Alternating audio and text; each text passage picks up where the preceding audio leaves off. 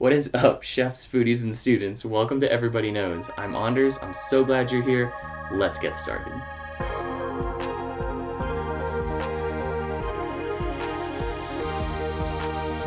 Today we are talking about the ingredient cardamom, and we have our green and brown varieties here today. As far as we know, this ingredient originally came from somewhere between South India and Indonesia. It's currently well known in Indian, Southeast Asian, and several European cuisines. But if you're investigating origins and cultures, be sure to research the time period as well, since many foods are brought to cultures from elsewhere or developed over time. When we're looking at this ingredient, what we expect to see are dry pods in both circumstances. The green cardamom should have a nice smooth exterior. The pods should not be bursting open.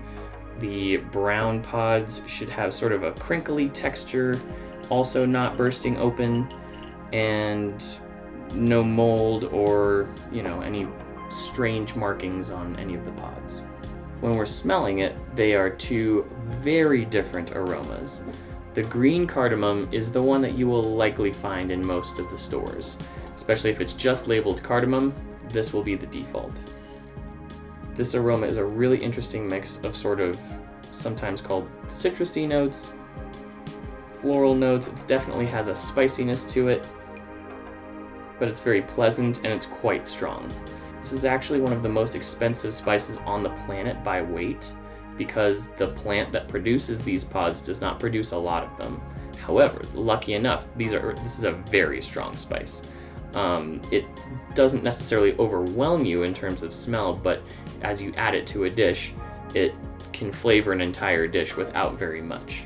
There's a tiny bit of medicinal quality to it as well, sort of like a eucalyptus-y background that I don't think about as much, but it's really brought forth when we get to the brown cardamom. So the brown cardamom has a smokiness. Oh my god, it's so strong. It has a smokiness that is sort of mixed with this eucalyptus-y medicinal quality. It's extremely strong. Wow. That's so strong. It's making the neighbor's dog bark from here. Let's have a quick look at the aroma wheel. As we look at the wheel, we are going to be in the category of spicy, and within spicy, we are going to be looking at a couple different subcategories. So down here we can see the brown cardamom. It's also listed with another spice called huantia, excuse my pronunciation, in the category of robust.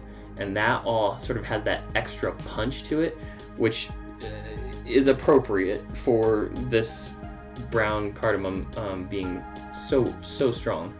And then we go up a little bit and we see the green cardamom, also sometimes called true cardamom, up in a category of floral, which I think is appropriate. It could probably be argued that it would be citrusy. However, I do get more of a floral sense from green cardamom than maybe anything else. However, the one thing that I am interested in potentially in future versions of this wheel is capturing that sort of eucalyptus-y medicinal quality that does, I believe, exist in both of these. Next time you have green cardamom, if you don't believe me, give it a smell and see if you don't pick up on a little bit of like eucalyptus-y, Vicks kind of medicinal quality in that subtle background. I don't think it's touched on very often because it's not usually an aroma we're going for, especially in Western cuisines in terms of eating. However, I do think it's there, so it's possible in the future that we have some subcategory that describes that quality. But for now, I do believe that this is a pretty accurate organization. I know that dill seed and brown cardamom are next to each other, and that maybe doesn't make total sense, but I think when dill gets really strong, it can start to get to that point of medicinaliness. I think that's arguable. However, that's where we're at right now. So just a quick recap. I believe the strength of both of these is quite strong. Brown cardamom, much stronger.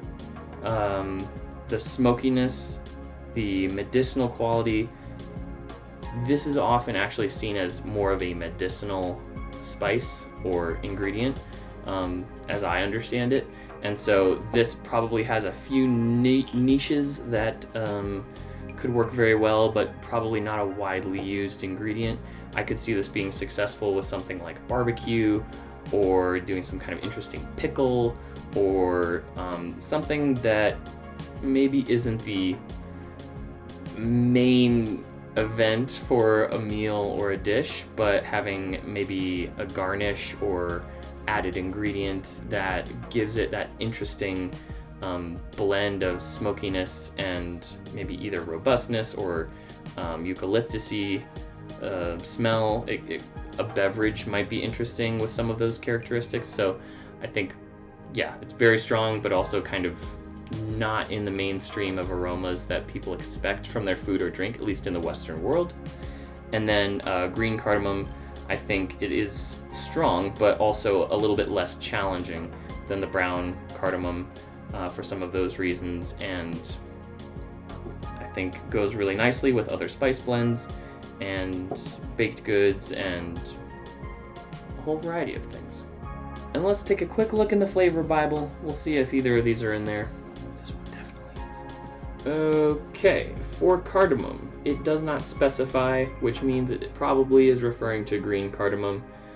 It suggests the pairings of baked goods, cinnamon, coconut and coconut milk, coffee, curries, desserts, drinks, Indian cuisine, pistachios, puddings, rice, Scandinavian cuisine, stews, and tea and yogurt. And so it does look like it fits in well with other spice blends, a few cuisines, baked goods, etc. So that about wraps it up, and here's what I would like you to do. I want you to think about this ingredient as you're cooking or eating, as well as the words that we used to describe them today.